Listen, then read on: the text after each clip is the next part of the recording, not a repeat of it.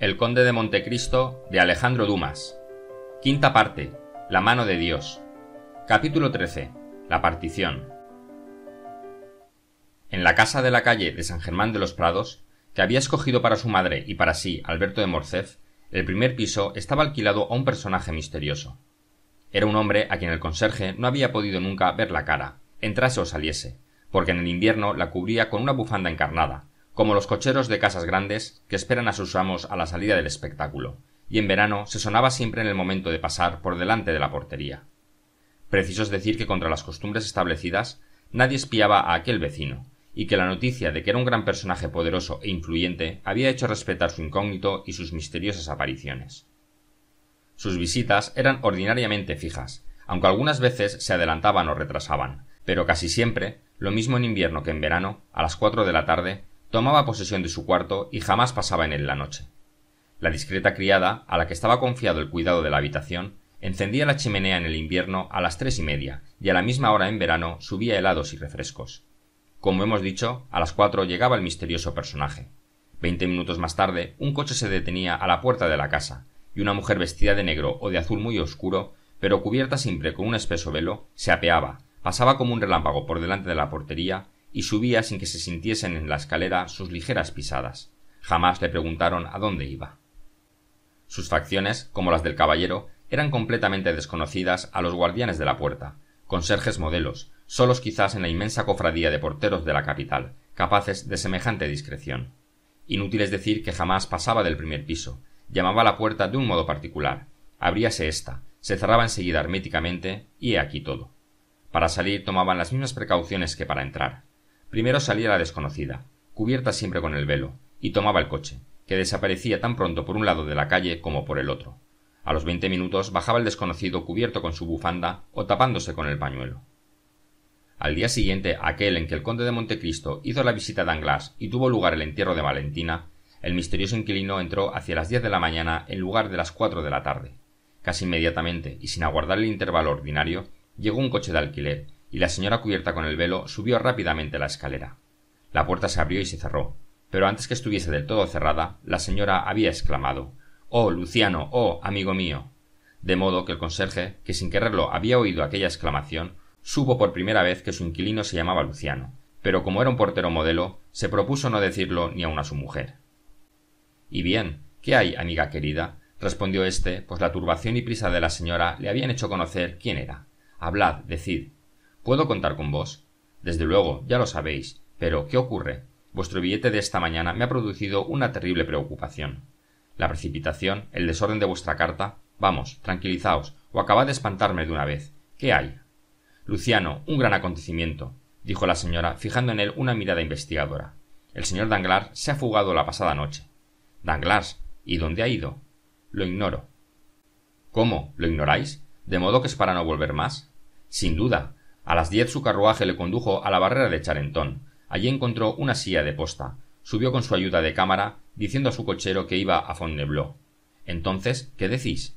«Esperad, amigo mío, me había dejado una carta». «¿Una carta?». «Sí, leed».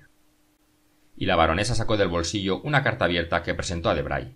Se detuvo un momento antes de leerla, como si hubiese querido adivinar el contenido, o más bien como si hubiera ya tomado un partido decisivo, cualquiera que fuese el contenido. Firme en su resolución, sin duda, empezó a leer al cabo de algunos segundos. He aquí lo que contenía la carta que tal turbación produjera en el ánimo de la señora Danglars. Señora y muy cara esposa. Sin pensar en lo que hacía, Debray miró fijamente a la baronesa y ésta se puso encendida. «Leed», le dijo. Debray prosiguió: «Cuando recibáis esta carta, ya no tendréis marido. Oh, no os alarméis, no tendréis marido, como no tenéis hija. Es decir, que estaré en uno de los 30 o 40 caminos que conducen a la frontera de Francia. Os debo algunas explicaciones, y como sois mujer que las comprendéis perfectamente, voy a dároslas. Escuchad, pues. Esta mañana tuve que reembolsar 5 millones y los he pagado. Casi inmediatamente he debido pagar igual suma. La he aplazado para mañana, y me marcho hoy para evitar ese mañana, que me sería, creédmelo, muy desagradable». «Comprendéis perfectamente, ¿no es cierto, señora y muy querida esposa? Digo que comprendéis porque conocéis tan bien como yo el estado de mis negocios, y aún mejor que yo, puesto que si debiese decir dónde ha ido a parar una gran parte de mi fortuna, antes tan bella, no sería capaz de hacerlo, mientras que vos, por el contrario, lo sabéis perfectamente. porque las mujeres tienen un instinto infalible y explican por un álgebra de su invención hasta lo maravilloso. Yo, que no conozco más que mis números, nada sé desde el día en que ellos me engañaron. ¿Habéis admirado alguna vez la prontitud de mi caída, señora? ¿No os ha llamado la atención la pronta fusión de mis barras? Yo solamente he visto el fuego. Preciso será que hayáis encontrado algún oro entre las cenizas. Me alejo de vos, señora y prudente esposa, con esta consoladora esperanza, sin tener el menor remordimiento de conciencia al abandonaros. Os quedan amigos, las cenizas en cuestión, y para colmo de dicha, la libertad que me apresuro a devolveros. Con todo, señora, ha llegado el momento de colocar en este párrafo una palabra de explicación íntima. Mientras creí que trabajabais por el bienestar de nuestra casa y la felicidad de nuestra hija, he cerrado filosóficamente los ojos, pero como habéis hecho de la casa una vasta ruina, no quiero servir de fundamento a la fortuna de otro. Os he tomado por mujer rica, mas no por mujer honrada. Disculpadme si os hablo con esa franqueza, pero como creo no hablar más que para los dos, no veo que nada me obligue a disimular mis palabras. He aumentado nuestra fortuna, que durante 15 años ha ido siempre creciendo hasta el momento en que catástrofes desconocidas e ininteligibles hasta para mí han venido a destrozarla, sin culpa de mi parte. Vos, señora, habéis trabajado para aumentar la vuestra, y estoy moralmente convencido de que lo habéis conseguido. Os dejo, pues, como os tomé, rica, pero con poca honra. Adiós, me marcho, y desde hoy trabajaré por mi cuenta. Creed en mi eterno agradecimiento por el ejemplo que me habéis dado y que voy a seguir. Vuestro afectísimo marido, barón Danglars. La baronesa seguía con la vista de Bray durante aquella larga y penosa lectura, y vio que el joven, a pesar de su conocido dominio sobre sí, mudó de color 2 o 3 veces. Cuando concluyó, cerró lentamente la carta y volvió a su estado pensativo. —¿Y bien? —le preguntó la señora Danglars con una ansiedad fácil de comprender. —¿Y bien, señora? —repitió maquinalmente Debray. —¿Qué idea os inspira esta carta? —Una idea muy sencilla, señora. Me inspira la idea de que el señor Danglars ha partido con sospechas. —Sin duda. ¿Pero es eso cuanto tenéis que decirme? —No comprendo —dijo Debray con una frialdad glacial. —Se ha marchado, sí, para no volver más. —Oh —dijo Debray—, no creáis nada de eso, baronesa.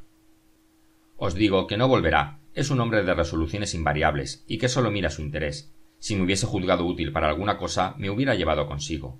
Me deja en París porque nuestra separación puede servir para sus proyectos. Es, pues, irrevocable y está perfectamente libre para siempre —añadió la señora Danglars con el mismo acento de súplica. Pero en lugar de responder, Debray la dejó en aquella penosa ansiedad producida por una interrogación entre la mirada y el pensamiento. —¿Qué? —dijo al fin—. ¿No me respondéis, caballero? Solo tengo una cosa que preguntaros. ¿Qué pensáis hacer? —Eso mismo iba a preguntaros —respondió la baronesa, cuyo corazón palpitaba aceleradamente. —Ah —dijo Debray—, ¿me pedís un consejo? —Sí, os lo pido —dijo la baronesa con el corazón oprimido. —Pues entonces —respondió el joven con frialdad—, os aconsejo que viajéis. —¿Que viaje? —murmuró la señora Danglars. —Eso es. Es cierto, como ha dicho Danglars, que sois rica y perfectamente libre. Una ausencia de París os es necesaria, según creo, después del doble escándalo del frustrado matrimonio de Eugenia y la fuga de Danglars. Lo que importa es que todo el mundo sepa que os han abandonado y os crea pobre, porque difícilmente se perdonaría a la mujer del bancarrotero la opulencia y el gran tren de vida. Para lo primero basta que permanezcáis 15 días en París, repitiendo a todos que os han abandonado, contando el cómo a vuestras mejores amigas, que lo repetirán en todas partes.